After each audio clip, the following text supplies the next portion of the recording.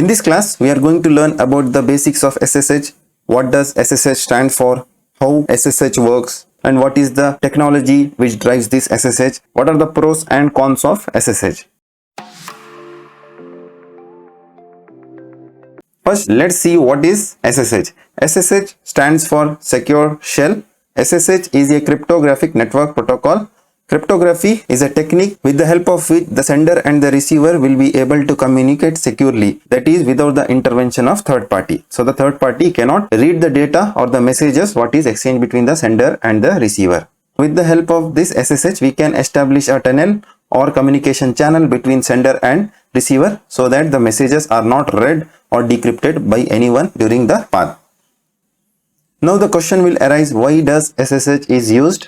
SSH are basically used in order to access the remote system or servers. With the wide adoption of cloud servers nowadays, we basically make use of SSH heavily in order to establish the connection between our server and the client machine. This SSH will provide a mechanism that is for mutual authentication between the server and the client so that a tunnel or the channel is established for communication purpose. Now, why does SSH is needed? We already have username and password with the help of which we log into our cloud systems. Now, why suddenly there is a requirement for SSH? So, username and password most of the time are highly risky because we might use a lot of username and passwords in order to carry out our lot of activities, like we will have a username password for our personal email account and lot of other stuffs. Maintaining all those username and passwords will require us to audit those things in a file or somewhere so that we can remember. So this makes username and password risky because someone who is having access to those plain text files wherever we store these passwords, they can try to get those passwords and log in on our behalf and carry out the operations. Before SSH, there was symmetrical encryption in which the sender and the receiver used to authenticate with the single key. That is a key. It could be anything like 1, 2, 3, 4. The sender will send this key and the receiver will identify this key and then they try to establish the connection. As there is only one key involved over here, it makes again the security risky because anyone who is having access to that key will try to log in on our behalf. So SSH makes use of asymmetric encryption. That is, instead of one key, like in symmetrical encryption, we are having couple of keys. That is a pair of keys that is called as public key and the private key. So public key, this key will be generated and stored in the server as well as in the client machines. Like there is a cloud. So there we have the public key attached to the VM or any other resources. Any communication happens with the client, it could be a user or the principal or application. So it could be authenticated with the private key. So public key is basically used for encrypting the data and private key will be used for decrypting the data. So every user application will have their own private key with the help of which they will decrypt the data whatever is sent by the server. Public key and private key are used in a combination to encrypt and decrypt the message respectively. Now here is the comparison between symmetrical encryption and asymmetrical encryption. In symmetrical encryption, the encryption will happen with the help of single key. That is, the server and the client will make use of the single key in order to authenticate and then establish the communication channel. But here in the case of asymmetric encryption, it is making use of key pair, that is private and the public key. We will learn in our next slides how this SSH key pair works in real time. This provides confidentiality, but here in the asymmetrical encryption, this provides the confidentiality, authenticity as well as non-repudiation. These are few of the algorithms with the help of which the symmetrical encryption key could be generated, and those are asymmetrical encryption methods. These are not the only one. There could be many and there could be many more added in future as well. Now let's see in brief how this SSH works in real time. So there is the computer over here, client. It could be your FTP client machine like the FileZilla or the WinSCP, and there could be a server like the Oracle Cloud, or it could be any other server which will authenticate based on this SSH. Now first, the public key will be generated and it will be attached over here in the server as well as it could be shared with the clients. So there are 4 steps involved here in order to establish the SSH communication channel. So in the first step, the client will share the public key to the server. The server, it will store this public key in its own database. So database could differ, it could be relational or any other thing, but it will store in some format in the server.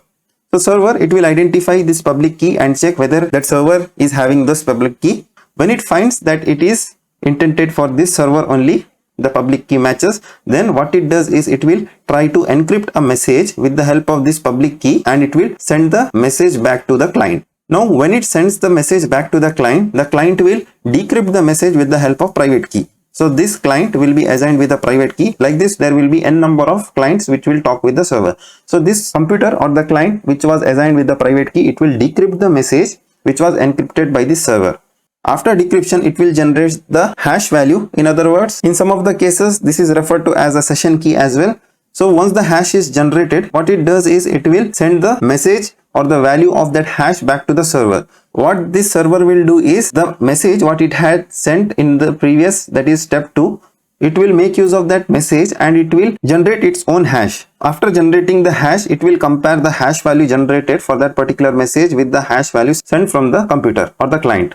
So once it identifies that both the hash values are same, then it will authenticate and it will send back the authentication token back to this client machine. So as you see, next the communication is established, that is the tunnel is established between client and the server so that they communicate openly over this channel. Now this client can make use of server for a number of cases which we will learn in our next slide. So after the connection is established, the client can access the file. Again, this will depend upon the permissions. Now let us, for the simplicity purpose, assume that our client is having access to everything on that server. So it can carry out the file operations like the FTP, that is file transfer protocol, with the help of SSH. It can carry out the CLI things, that is the command line interface, execution of commands. It can remotely log into any of the VMs. It can do n number of operations in that particular server. Now the question will arise how we can generate the SSH keys. So there are SSH clients available across the operating systems. Here I have covered only desktop. There could be many more desktop OSs or the mobile OSs for which SSH clients are available. Coming to Mac and the Linux operating system, they have built-in terminal which supports SSH. But when it comes to the Windows OS, we don't have this SSH client built into command prompt, but we can make use of PuTTY or WSL, that is Windows subsystem for Linux. If you are using any other operating system, then you please check your operating system guide or the manual, like what are the SSH clients available for that particular operating systems. Now what are the best practices available for key management? Again, everything is having pros and cons. This is the con attached with the SSH keys. In order to overcome security breach associated with SSH keys, so these are the best practices which we need to follow as an organization. We need to have the visibility over the keys, like whatever keys we generate, we should have proper visibility, like where we store those keys in our server and to whom we are sharing. It's a good practice, that is to rotate the keys periodically, like once in a 2 or 3 months we change our public private key. Whenever we change those things, we give heads up to our clients or the applications that we are changing the keys. We must share those keys after rotation to our clients so that they can update in their system, so that the communication doesn't break in the production environments. Also, we should regularly audit and enforce the policies, as I told in the step 1, like where we place those keys in the server and also with whom we share those keys. Also, we need to make sure we name the keys properly so that we will know for what purpose we have generated those SSH keys. In real or the actual use case, we will have n number of public private keys generated. Also, we can control the access with the help of permissions. Only so and so person will be able to access the keys which are stored in the server, as well as on the client side as well. We must always avoid storing these keys as a plain text files on our client machine. We should always make sure our client machine is not accessible to anyone and we keep our SSH files safe. So we have studied in brief what is SSH and how does the SSH works, what are the pros and cons of SSH. In our next class, we will learn how we can generate SSH key, that is private and public key. Also, we'll learn the various methods how we can generate those keys in Windows operating system as well as on Linux.